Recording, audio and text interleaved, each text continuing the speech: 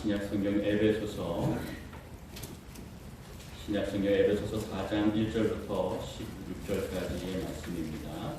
제가 가지고 있는 성경은 312페이지에 있습니다. 신약성경 에베소서 4장 1절부터 16절까지 우리 함께 교독하고 마지막 16절은 함께 읽도록 하겠습니다. 제가 먼저 1절 읽겠습니다. 그러므로 주 안에서 갇힌 내가 너희를 권하노니 너희가 부르심을 받은 일에 합당하게 행하여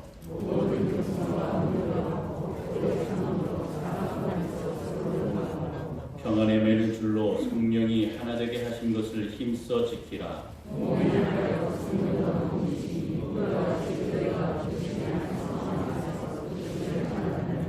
주도 한 분이시요 믿음도 하나요 세례도 하나요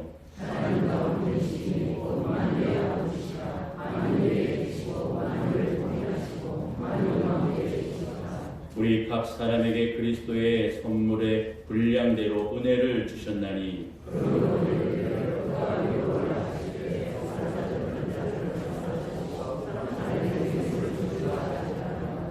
올라가셨다 하였은즉 땅 아래 낮은 곳으로 내리셨던 것이 아니면 무엇이냐?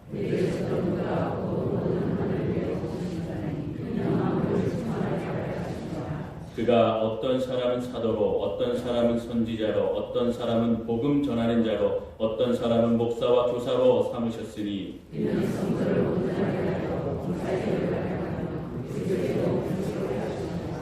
우리가 다 하나님의 아들을 믿는 것과 아는 일에 하나가 되어 온전한 사람을 이루어 그리스도의 장성한 분량이 충만한 데까지 이르리니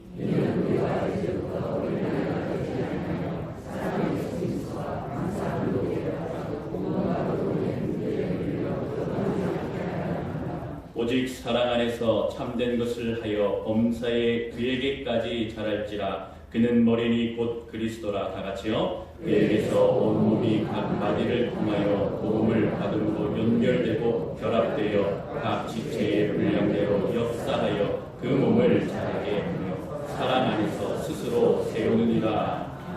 아멘. 할렐루야. 오늘도 인도하신 주님 앞에 감사를 드립니다. 우리 옆에 분 뒤에 분과 은혜 받읍시다. 우리 그렇게 인사 좀 나눌까요? 은혜 받읍시다. 은혜 받읍시다. 할렐루야. 오늘 여러분들의 이 마스크를 쓰고 계시지만 다 이렇게 환한 마음으로 그렇게 나오신 것 같습니다.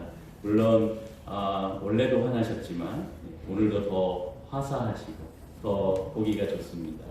우리가 처음에 만났을 때에는 조금 이제 서로 긴장하고 그러한 모습이었는데 점점 여러분들의 마음과 목소리가 하나가 되는 느낌이 드는 것 같습니다. 하나님의 은혜입니다. 하나님의 인도하심인 줄로 믿습니다. 오늘도 제목도 그래서 하나로 이끄시는 성령님. 그래서 우리 성령 하나님께서 오늘 교회의 연합에 대해서 말씀을 하고 있는 것을 우리가 볼 수가 있습니다. 그 연합의 주관자는 바로 성령 하나님이시다. 그것을 계속 강조해주고 있는 말씀입니다. 그래서 성령께서 우리에게 깨닫게 해주시는 것은 말씀을 의지해서 그것에 순종하라. 순종하고 행동하면 영적인 풍성함을 주실 것이다. 이것을 에베소서를 보면 계속 그렇게 강조를 하고 있는 것을 우리는 볼 수 있습니다. 여러분, 한국교회의 큰 문제가 무엇입니까? 한국교회의 성도들의 큰 문제가 무엇입니까? 바로 영적인 고아의 상태가 있다는 겁니다. 좀 이해가 안 되죠? 아이러니하죠? 주일마다 여러분 또한 인터넷을 켜고 또 교회마다 많은 말씀의 홍수가 있습니다. 많은 말씀이 있습니다. 많은 훌륭하신 목사님들이 말씀을 전합니다. 그런데 영적인 고아의 상태로 살아가는 교인이 많습니다. 교회를 떠나는 자들도 많습니다. 이것은 무엇을 의미합니까? 말씀 안에 행하시는 그 하나님이 계시지 않기 때문입니까? 하나님이 역사를 못해서 그렇습니까? 하나님이 인도를 못해서 그렇습니까? 아닙니다. 받는 우리의 문제가 아니겠습니까? 받는 한국 교회와 한국 성도들의 문제가 아니겠습니까? 또 1년에 일어나는 여러 가지 상황과 여러 가지 문제 속에 여러분 교회에 실망하거나 또한 상처가 있거나 아픔이 있어서 떠나가는 건 아니겠습니까? 이 모든 것들을 한마디로 그 상태를 영적 고아의 상태라고 말씀드릴 수가 있는 겁니다. 여러분, 교회가 많아서, 신자가 많아서 여러분 선한 영향력을 발휘하고 등대와 빛의 역할을 해야 하는데 그것을 이루지 못했다, 행하지 못했다, 그것에 대한 자성의 목소리들이 있는 것입니다.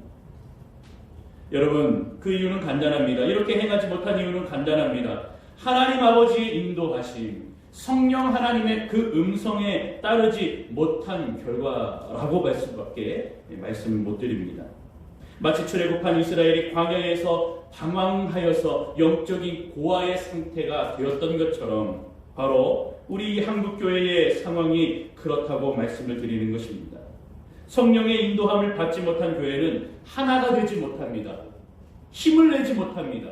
아무런 기능을 할 수가 없는 것입니다. 그저 세상 속에서 세상의 쾌락, 세상의 즐거움, 여기에 빠져서 그냥 살 수밖에 없는 것이죠. 주일날 주일에 그냥 예배드리고 돌아가서는 또한 세상과 버타여서 살아가는 그러한 어려움, 그러한 모습, 그러한 우리의 이기주의적인 모습 때문에 우리가 그렇게, 교회가 그렇게 빠져들게 되는 것입니다.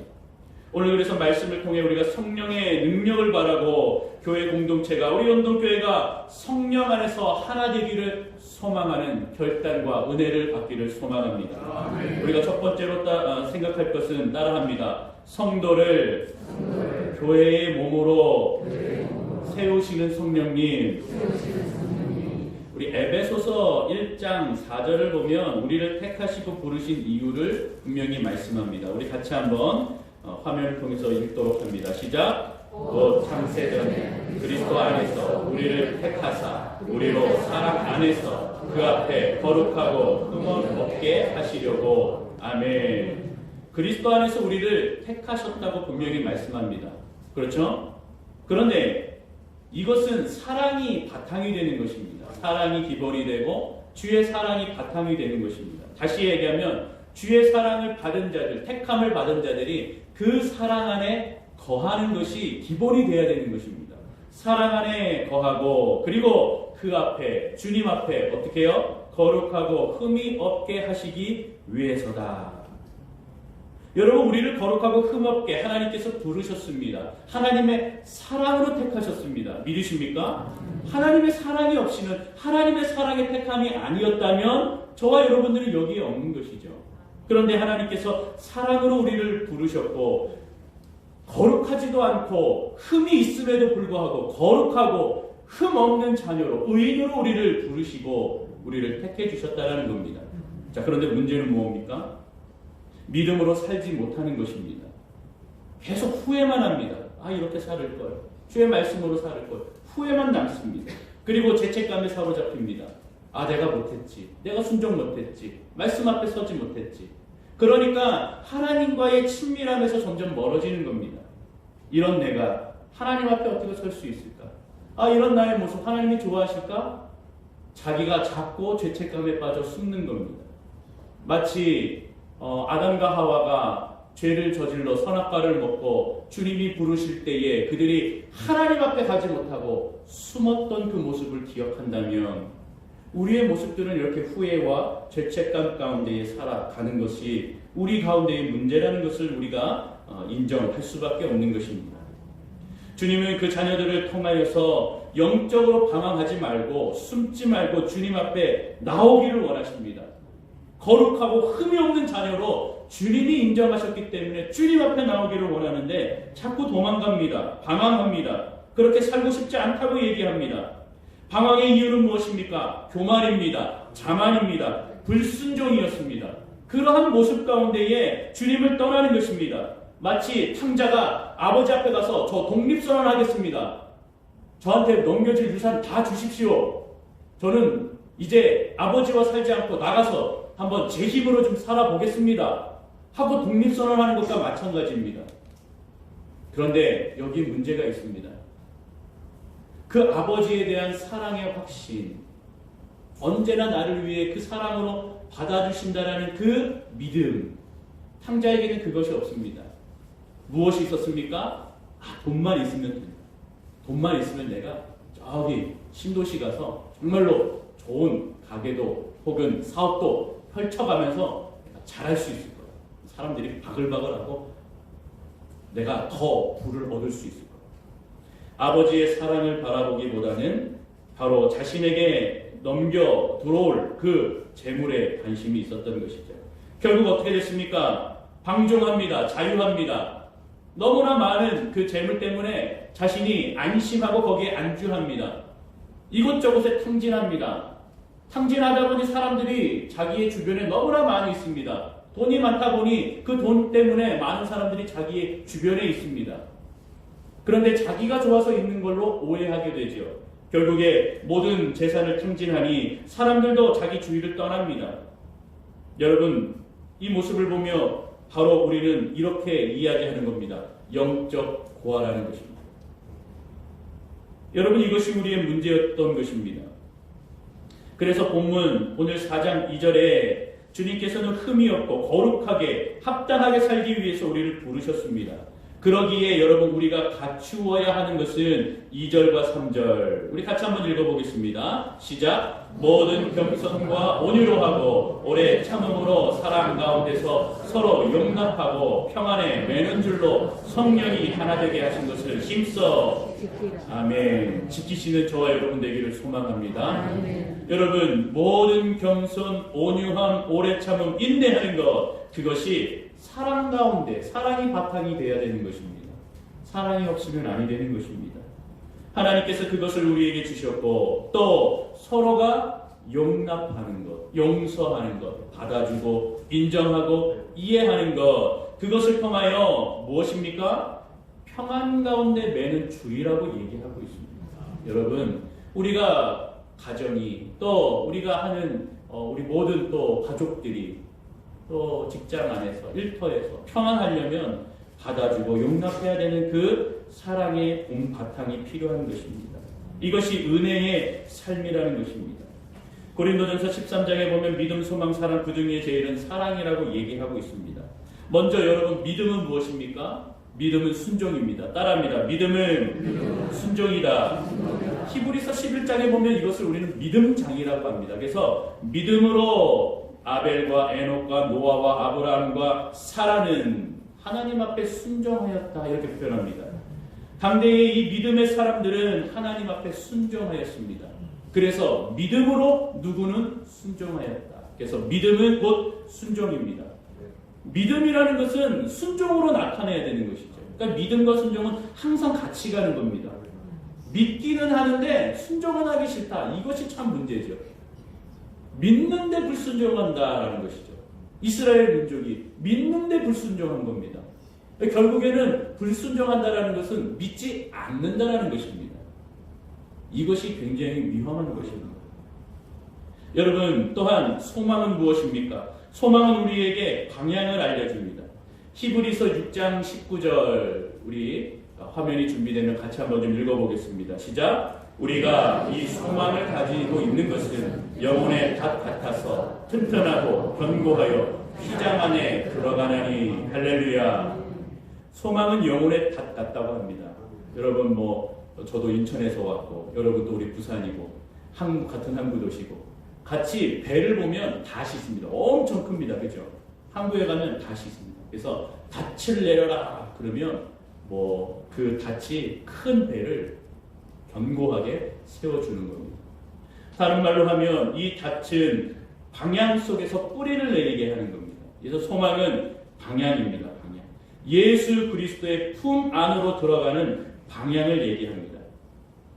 우리의 영혼은 견고하여서 튼튼하여서 휘장 안으로 들어간다라고 말하고 있습니다. 휘장 안이 어디입니까? 성소의 휘장 안은 하나님이 계신 곳입니다. 주님이 계신 곳입니다. 여러분 거기에 닻을 내린다는 것은 무엇입니까? 우리가 가야 할 방향이 예수 그리스도 오직 주님만을 바라보자라고 얘기하는 겁니다. 그래서 여러분 우리 신앙은 속도가 아니고 방향입니다. 다 같이 따라합니다. 신앙생활은 속도가 아니라 방향이다. 천천히 가더라도 여러분 우리는 방향을 주님께로 온전히 정조준하고 그렇게 주님 앞에 나가야 되는 것입니다. 그렇게 휘장 안으로, 예수 그리스도 안으로, 주님 안으로 들어가야 하는 것입니다. 그러기에 하나님 소망을 가지고, 내가 이 소망을 가지고 주님과 2022년도 이 한 해도 동행하기를 소망합니다. 그렇게 고백하는 저와 여러분 되기를 주님의 이름으로 축원합니다. 그리고 사랑은 예수 그리스도 안에서 하나님께서 주신 하나님의 주권이요, 또한 우리의 죄를 사하여 주셔서 하나님 앞에 갈 수 있는 유일한 은혜가 바로 사랑의 은혜라고 하는 것입니다. 그 사랑이 바탕이 되어 오늘 2절에도 모든 겸손, 온유, 오래 참음, 서로를 용납하는 이 평안의 줄로 매는 것이 사랑 안에 바탕이 되는 것입니다.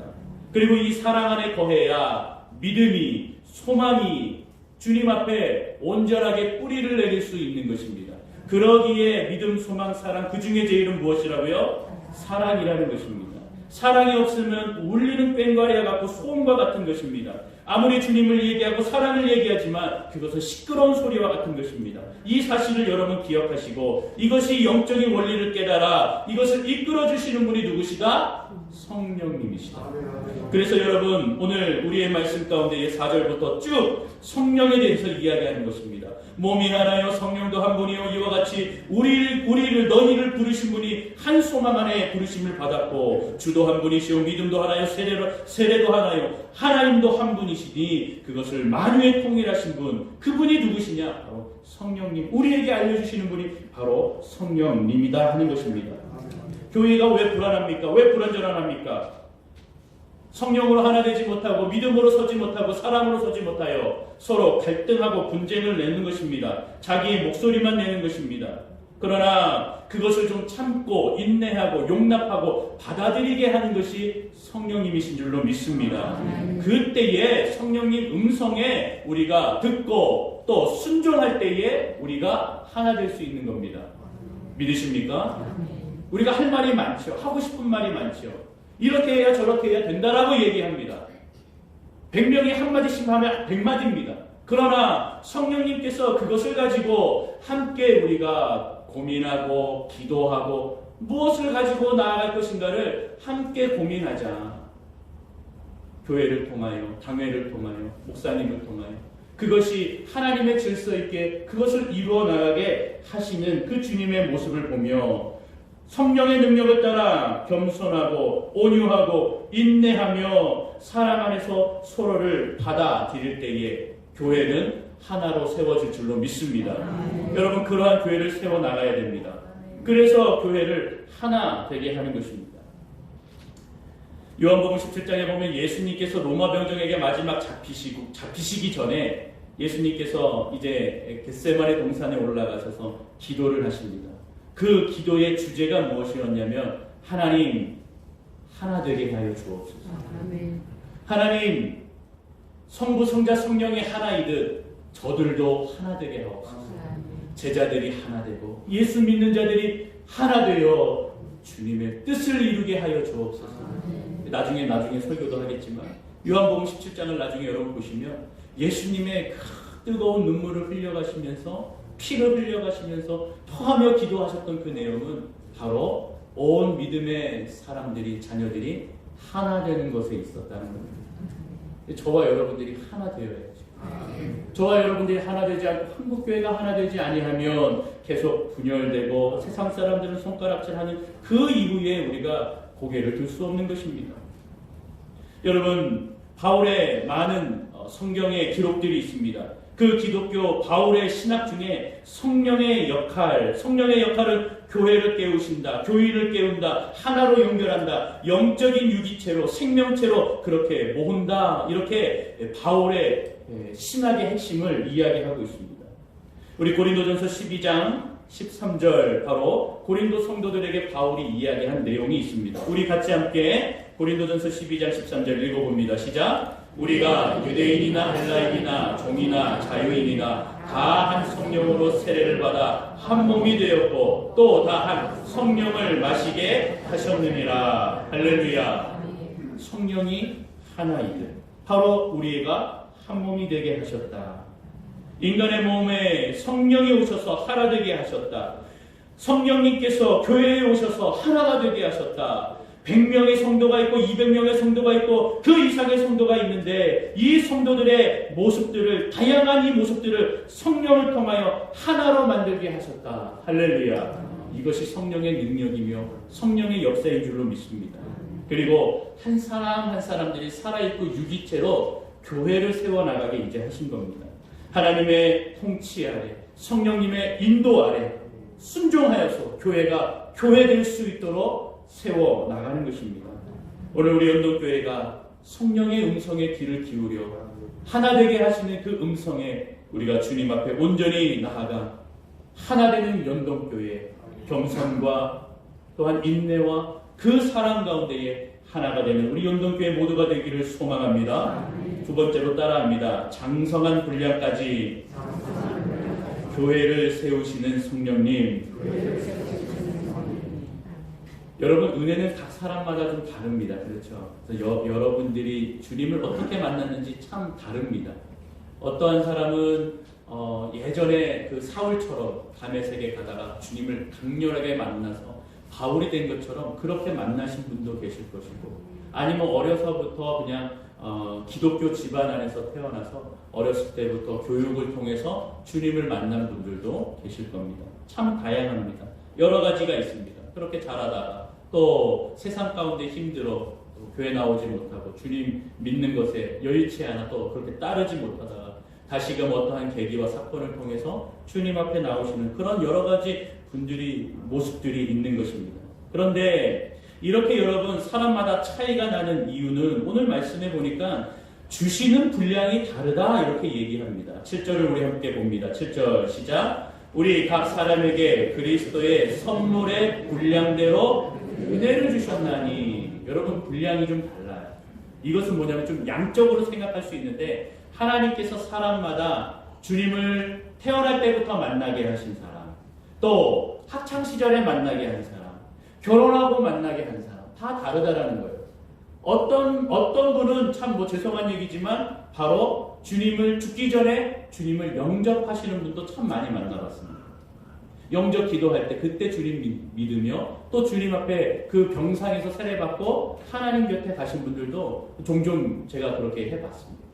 여러분, 무엇입니까? 각각의 상황이 다르고 하나님의 때가 다르고 분량의 때 모습이 다르다라는 것입니다. 그 분량대로 여러분 오늘 말씀해 보니까 하나님께서 세우시는 그 모습도 참 다양합니다. 그래서 누구는 사도로, 누구는 선지자로, 복음을 전하는 자로, 목사와 교사로 그렇게 영적인 기능과 역할을 나누어 주셨다라는 겁니다. 여러분, 먼저 사도들은 봅시다. 사도들이라고 하는 것은 원래 12제자들, 예수님의 삶을 같이 3년반 동안 동행하였고, 그리고 예수님의 죽으심, 그 다음에 부활하심을 다 본 자들, 이 12명을 사실은 사도라고 합니다. 그런데 바울은 그렇게 주님과 함께 하지 못하였지만 예수 그리스도를 강렬하게 만남으로 그를 사도로 부르셨다라고 하면서 사도가 됩니다. 가룟 유다는 사도가 못 됐습니다. 주님을 팔아넘긴 자가 되어서 오히려 예수님께서 그는 태어나지 않았으면 좋았을 것을 하고 이야기하였던 인물이기도 합니다. 어찌되었던 이 12명의 예수님의 부활을 목격한 증인들을 사도라고 합니다.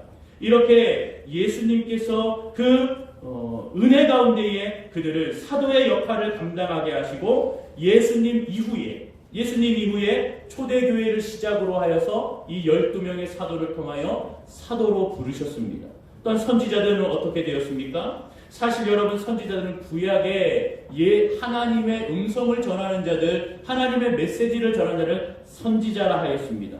자, 그런데 사도행전 11장 28절에 보면 아가보라는 성도가 있는데 그 아가보가 그 지역의 교회의 기초가 되었습니다. 이러한 자를 주님께서는 또한 선지자로 부르시기도 한다는 겁니다. 다시 얘기하면 하나님의 복음의 일꾼으로 부르신 것입니다. 그래서 충분히 이 일을 감당하게 하셨기에 지금 우리가 살아가는 연동교회를 포함한 온 지구상의 교회들은 선지자적 사명이 있는 것입니다. 믿으십니까? 그래서 교회는 선지자적, 사도적 이 역할을 감당해 나가야 됩니다. 그래서 이 사도직과 이 선지자직은 교회에게 허락하신 직분이며 직무이며 우리가 행해야 하는 것입니다. 그래서 봉사하고 구제하고 전하고 말씀을 나누고 은혜를 나누고, 그래서 여러분 교회에 이 기능을 예수 그리스도의 머리가 되셔서 하나님이 이 기능을 수행하라고 하십니다. 그래서 이 교회가 이 기능을, 선지자적인 기능과 사도적인 기능을 수행하지 못하면 그 교회는 교회가 아니라고 하는 것입니다. 나중에 우리가 요한계시록을 설교할 기회가 있다면 7교회가 2교회는 칭찬받고 나머지 5교회는 칭찬 못 받은 바로 그 이유가 교회가 교회의 역할을 감당하지 못해서입니다. 여러분, 복음 전하는 자는 무엇입니까? 사도행전의 빌립 집사님과 같은, 스데반과 집사님과 같은 그러한 인물들을 얘기합니다. 초대교회의 믿음이 충만한 성도들을 통하여 주님께서 집사의 직분을 주셨고 세워주셨습니다. 오늘날 우리 교회에 집사님들 직분을 주시죠. 집사님들, 안수 집사님들, 그 이상의 이제 권사님, 이제 장로님, 목사까지 올라가는 직분을 주십니다. 무엇입니까? 복음을 전하는 사도로 세우신 것입니다. 그것을 통하여 주님을 전하게 하시는 것입니다. 그래서 교회의 온 성도들은 복음을 전하는 자들이 되어야 되는 것입니다. 또한 목사와 교사를 세우셨습니다. 디모데와 같이, 바울과 같이 교회의 성전에 그 말씀을 전하고, 또 교회가 온전히 교회의 기능을 할 수 있도록 하나님의 말씀을 풀어서 가르치고 훈련시키고 하는 그 역할을 감당하게 한 겁니다. 그래서 사실 우리 교역자들은 여러분들이 주님의 말씀으로 복음의 전도자로 사도의 직분을, 전도자의 직분을 잘 기능을 할 수 있도록 교육하는 교육자들입니다. 그래서 교역자라고도 하죠. 훈련을 시키는 조교와도 같은 것입니다. 그러한 모습으로 목사와 교사를 세우신 것입니다. 그래서 교회의 교사, 구역장들 모두 다 교사라고 하는 겁니다. 구역의 구역 식구들, 또한 우리 주일학교의 아이들, 성경의 권위로, 말씀의 권위로 세워 나가는 것입니다. 여러분, 이렇듯 이 역할과 기능의 공통점은 무엇입니까? 가르치는 것입니다. 그렇죠. 또한 전하는 것입니다. 가르치고 전하는 일을 감당하라. 교회는 가르치고 전하는 일에 하나가 되어야 된다. 오늘 그것을 강조해 주시고 있는 겁니다. 각각의 영적인 기능들을 통하여서 이 바울이 원하는 것은, 교회에 원하는 것은 하나님의 뜻이 무엇이냐? 바로 전하고 가르치고 세워나가는 것입니다. 그러기에 성도들이 그 가르침에, 그 또한 배움에, 훈련에 하나가 되어서 성숙한 성도가 되어 겸손하게 되고 온유하게 되고 인내하게 되고 사람 가운데 서로를 용납하게 되고, 그리하여 교회가 먼저 평안에 매는 줄로 하나가 되고, 그리고 각 성도들의 삶의 모습 가운데 가정에 가서 그 사람 가운데의 가정이 평안에 매는 줄로 하나가 되게 하고, 또한 그 발걸음을 인도하셔서 직장이나 또한 본인들이 가는 그 성도가 가는 발걸음 곳곳에 하나님의 평화가 있게 하는 것, 그것이 바로 하나님이 원하는 뜻이라고 오늘 우리에게 말씀을 해주고 있는 것입니다. 아멘. 여러분, 그러기에 우리가 교회의 내실을 다져야 합니다. 아멘. 봉사합니다. 또한 은사를 나눕니다. 섬김을 합니다. 교회 안에 많은 은사자들, 많은 또한 다양한 봉사자들, 섬김이들, 교사들, 여러분, 그래서 많아야 됩니다. 많아야 교회가 건강해지고 튼튼해집니다. 매년 누구를 세울까 고민하고, 매년 목사님 저는 조금 이제 힘들어요, 좀 쉬겠습니다 하는 것이 아니라, 모두가 다 여러분 교사가 되고 훈련을 받아서 성김 앞에 있고, 그렇게 주님 앞에 은사를 받고 다양한 성도들이 한 사람 한 사람들이 그러한 역할을 감당해야 교회가 어떻게 된다고요? 건강해진다.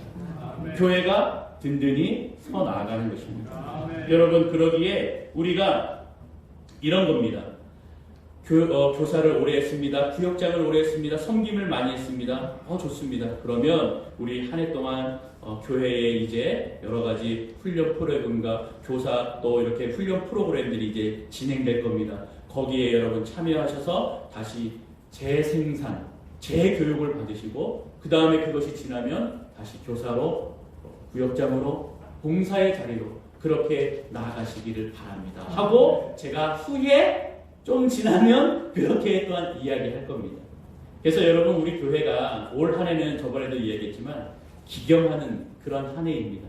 땅을 갈아엎고 우리 교회가 어떤 밭이 될 건지 그렇게 뒤집어 엎는 그러한 기경의 시간입니다. 그래서 참고 인내하고 기도하면서 우리가 어떤 밭이 될까, 내가 주님 좋은 밭이 돼야죠. 그렇게 성도 한 분 한 분이 다 준비하셔야 됩니다. 그래서 내년에 혹은 빠르면 우리 하반기에 이제 교육 프로그램들이 진행이 되면 여러분들이 한 사람 한 사람들이 거기에 참여하셔서 교육받고 훈련받아 오늘의 말씀처럼 주님께서 우리에게 주신 선지자의 역할, 또한 사도의 역할, 교회로서 우리가 잘 준비되어 그런 봉사를 하기를 원합니다. 여러분, 이렇게 기초를 다져야 됩니다. 기초가 서지 않으면 무너집니다. 그렇지 않습니까? 그래서 우리는 반석 위에 세운 교회가 되어야 됩니다. 모래성에 세운 여러분 그러한 교회가 되면 안 됩니다. 그냥 어떤 어려움에 그냥 무너지게 됩니다. 이단이 들어오고 다른 거짓 어떤 소리에 그냥 휩쓸려 버리기 쉬운 것은 무엇입니까? 기초가 든든하지 못하여서 그렇습니다. 그래서 여러분, 교육을 백년지 대계라고 하지 않습니까? 여러분, 이 백년지 대계의 교육은 끝이 없습니다. 계속 재생산돼야 됩니다. 말씀으로 교육받고 훈련 받아야 하는 것입니다.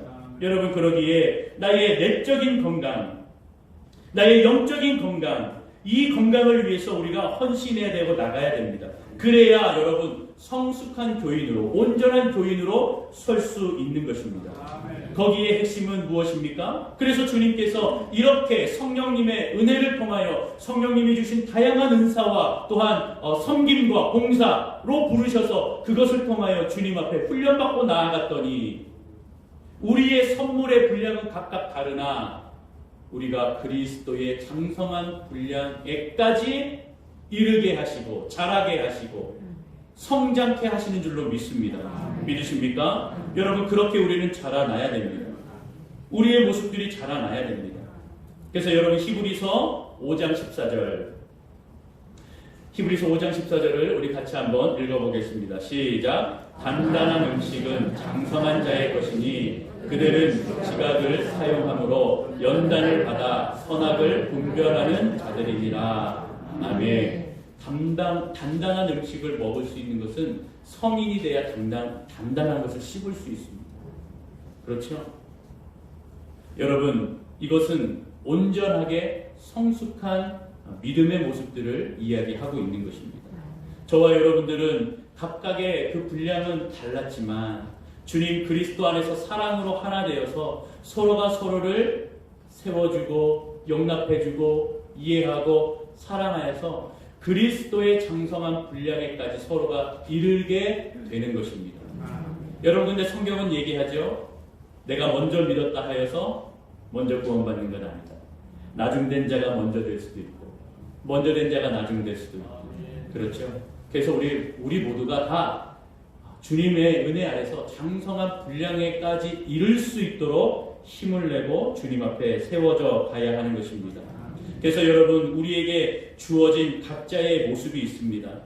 15절 16절을 보면 오직 사랑 안에 참된 것을 하여, 참된 것은 무엇입니까? 바로 하나님께서 성숙한 장성한 분량에까지 이르게 하신 그 모습으로 말씀의 음성에 듣고 행하여서 범사에 그에게까지 자라고 그 자란 모습, 성숙한 모습을 통하여 머리 대신 예수 그리스도를 온전히 바라봐라. 그리고 그 예수 그리스도께서 저와 여러분들에게 각각의 지체의 역할을 주셨다. 그래서 16절에 온 몸이 각각의 마디를 통하여 도움을 받아 서로 연결이 되었다라고 합니다. 그래서 여러분, 교회 보시면 누구는 이렇게 막 손의 역할을 잘하십니다. 대접을 잘하시고, 어떤 분은 발의 역할을 잘하세요. 여기저기 잘 다니시고 막 이렇게 복음에 막 또 뭐 이렇게 구제하고 막 하는 데에 발의 역할을 되게 잘하세요. 이것저것 나르시고 막 하시는 분. 또 어떤 분은 되게 이렇게 신앙이 이렇게 탄탄하셔요. 그래서 허리의 역할, 교회의 허리 역할을 하시고, 무슨 분란이 있거나 뭐 하면 중재도 잘하시고, 이런 어떤 은사들이 참 있습니다. 각각의 역할이 여러분들이 다 있는 거예요.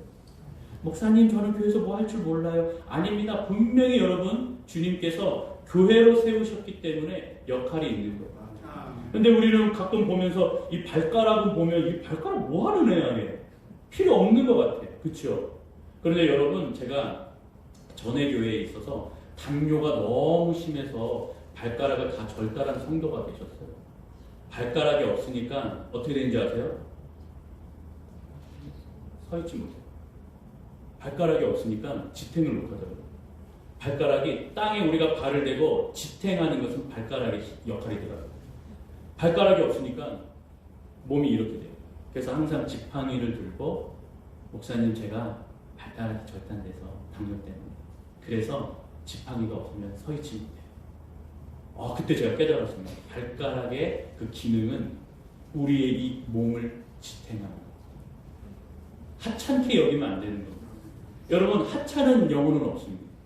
우리에게 각각의 다 역할이 있는 겁니다. 그래서 오늘 그러한 역할들을 감당하셔서 성령님의 음성을 듣고 온전한 신앙으로 주님 앞에 뿌리를 내립시다. 성경을 읽고 믿음 가운데 섭시다. 기도하며 주님 앞에 서서 참된 믿음과 신앙으로 주님 앞에 온전히 서는 저와 여러분들이 되기를 소망합니다. 이제 결론을 맺겠습니다. 예수의 사랑 안에 성도의 인도하심 가운데에 교회는 하나 되기를 바울은 오늘 소망하고 있습니다. 오늘 그렇게 소망한 가운데 저와 여러분들은 주님의 믿음에 장성한 때까지 충만케 되기를 소망합니다. 성령의 음성을 듣고 성령의 인도하심을 받아 우리 모두가 다 사랑 안에서, 성령 안에서 서로를 인정하고 용납하며 이해하며 그리스도 안에서 하나 되기를 힘쓰는 저와 여러분들이 되기를 소망합니다. 성도의 연합이 교회를 든든하게 합니다. 성도의 연합이 교회를 건강하게 합니다. 성도의 연합은 가정을 세우고 교회를 세우고 사회를 또한 세워나가는 은혜가 있는 것입니다. 더불어 나라와 민족도 세울 줄로 믿습니다. 그러기에 믿음과 아버지 하나님 앞에 주신 그 순종함 가운데 서야 우리가 온전한 믿음 생활을 하고 더 나아가서는 온 열방에게까지 하나님의 은혜를 끼쳐나갈 수 있는 것임을 우리는 기억하며 오늘도 저와 여러분들이 주님 앞에 쓰임받고 성령 안에 하나 되는 우리 연동교회 모든 성도님들이 다 되시기를 주님의 이름으로 축원합니다. 기도하겠습니다. 하나님, 주의 은혜에 감사합니다. 성령의 음성 듣지 못한 우리의 잘못입니다. 아버지 하나님, 우리의 부족함입니다. 이 죄를 용서하여 주옵시고 하나님의 음성 따라 아버지 하나님 주여 주신 분량은 다르지만 하나님의 말씀에 또한 기도에 아버지 하나님 충성을 다하여서 우리가 그리스도를 아는 데까지 그 장성한 분량까지 성장할 수 있도록 인도하여 주시고 주님 오시는 그 날에 하나님 칭찬 듣고 나아가는 성도 교회가 되게 하여 주시옵소서. 하나 되게 하여 주시옵소서.